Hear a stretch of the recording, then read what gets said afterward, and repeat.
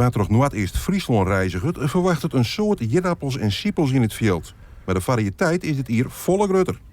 Fjouwerboeren van het agrarisch collectief Waterone experimenteren met nieuwe gewaaksen die het mogelijk net alleen nog beter binnen voor de boer, maar ook voor de baaien. Riekels hier bij Wierum. Ja, wij krijgen wel eens vragen van wat het precies is. In dit geval hebben we dan een soort pilot hebben opzet. In samenwerking met Van Hal Arenstein en Waterone.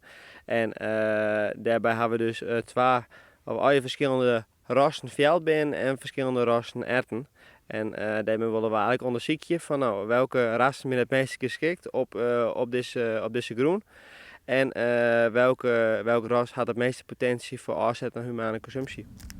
Want meer soorten gewaaksen had zo zijn voordelen. Daarom is dit project kansrijke gewassen ook uiteenzetten. Nou, dat is eigenlijk een project om te zien naar of er meerdere gewassen binnen die we hier telen kennen, waar we yield mee kennen en wat ervoor zorgt dat we meerdere gewassen telen kennen, zodat we wat roemer in de bouwplan zitten kennen en dat dat beter is voor de groen en zodat we wat duurzamer bordje kennen.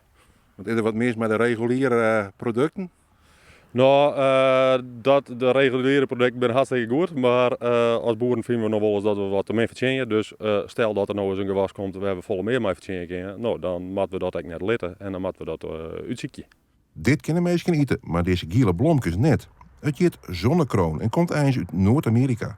Ik ga ze in eerste instantie om in kei te voeren. Het zou voor mij een beetje een vervanger voor mais wezen kennen. Ik ga wat langer op afstaan en daar ga ik dan zonnekroon in. En mijn mais mag elke keer opnieuw weer inzetten. Nou, ik ben melkveehouder, dus ik ga net zoveel verstaan van ploegjen en dat soort dingen. Dus als ik nou één keer zonnekroon in mijn stik zet, dan kan dat 25 tot 30 keer bij wijze van spreken staan blijven en ga ik er minder kosten doen en toch een goede opbrengst. En wat de producten bij Wierum onbelangrijk, kunnen die vanzelfs ik bij de boer zelfs op het menu komen te staan. Nou, die komst die is goed aanwezig. Dus we kunnen gewoon proberen en dan gaan we ervan genieten.